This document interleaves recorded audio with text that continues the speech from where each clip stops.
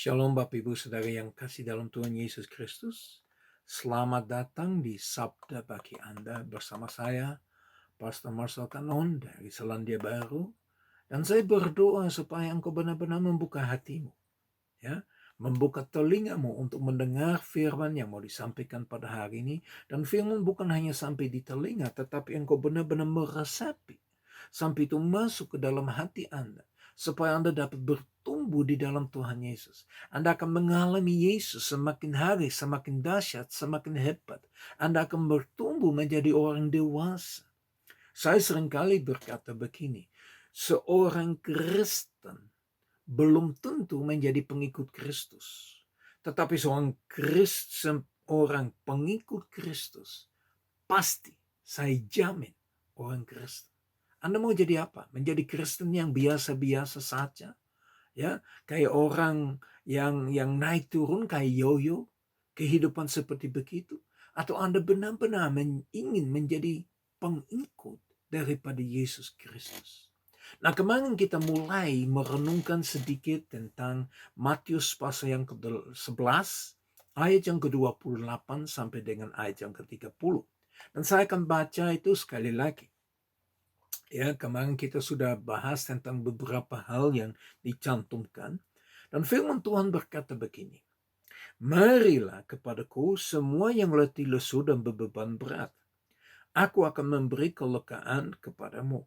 Pikulah kuk yang kupasang dan belajarlah padaku. Karena aku lemah lembut dan rendah hati, dan jiwamu akan mendapat ketenangan. Sebab kuk yang kupasang itu enak, dan bebanku pun ringan. Sekali lagi, ayat yang ke-8 berkata, marilah kepadaku semua letih lesu dan bebeban berat. Nah, kemarin kita udah bahas tentang letih lesu dan bebeban berat. Ya. Nah, Bapak Ibu Saudara yang kasih dalam Tuhan Yesus Kristus, saya percaya kita semua bekerja keras. Gak peduli tugas yang Anda lakukan. Ya, tidak ada terkecuali. Ya, benar enggak? Coba kita lihat. Ya, seorang pelajar, ya, student, ya, kerja keras apa? Dia belajar berjam-jam, berhari-hari.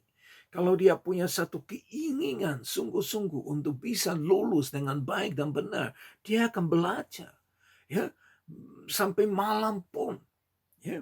Apalagi mendekati ujian, ya, baru belajar sebelum ujiannya. Banyak orang lakukan begitu. Ya, seorang guru nggak gampang. Seorang guru harus mempersiapkan.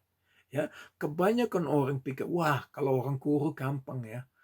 Cuma pada pertama, kedua kali tahunnya mereka benar belajar, sisanya kayak automatic pilot. Sudah kebiasaannya. Enggak. Ya, karena pasti ada pertanyaan yang lain. Apalagi sekarang ini anak-anak muda itu sangat kritis. Ya, tidak seperti dulu. Dulu orangnya terima saja, tapi sekarang banyak yang pertanyaan. Pemain sepak bola, apakah dia tidak letih lesu? Ya, wow, dia kerja keras, apalagi dia profesional. Ya, pekerjaannya dia menjadi pemain sepak bola. Ya, ibu rumah tangga. Wow, Anda pernah memikirkan betapa terbeban seorang ibu rumah tangga? Betapa terbeban atau betapa letih lesu seorang ibu rumah tangga. Harus pikirin makanan, harus pikirin banyak hal, ya, persiapan untuk anaknya, kebutuhan untuk anaknya, ya, dan semuanya itu, ya, pasti capek. Gembala, apa gembala nggak capek? Siapa bilang?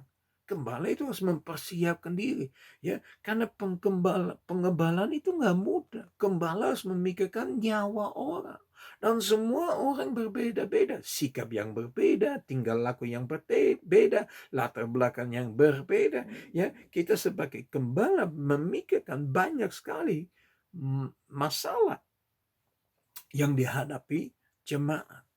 Saya bisa terus, tapi semua pekerjaan yang kami lakukan pasti ada letih lesu, pasti ada beban berat.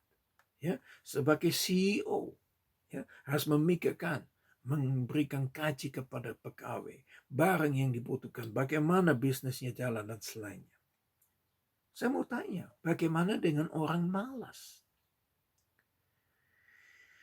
Saudara yang kasih dalam Tuhan Yesus Kristus, orang malas lama-kelamaan juga capek.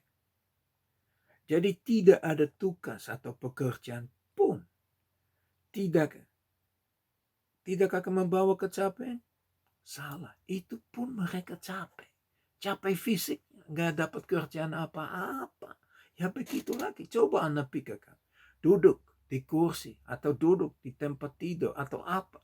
Berjam-jam, berhari-hari. Jujur, saya tidak bisa. Ya. Selama kita perlu energi untuk mengerjakan sesuatu, pasti kita menjadi capek secara fisik. Tapi secara roh itu beda. Ya. Firman Tuhan berkata bahwa roh kita tetap menyala-nyala. Karena kalau roh kita tetap menyala-nyala, saya percaya itu akan menolong kita untuk mengatasi segala keletih lesuan. Jadi pesan yang Yesus sampaikan berlaku untuk Anda dan saya. Untuk kita semua.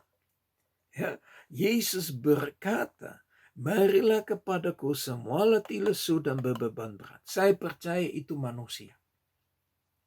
Manusia sebagai orang yang letih lesu, sebagai orang yang berbeban berat. Nah, berbeban bisa segala macam hal.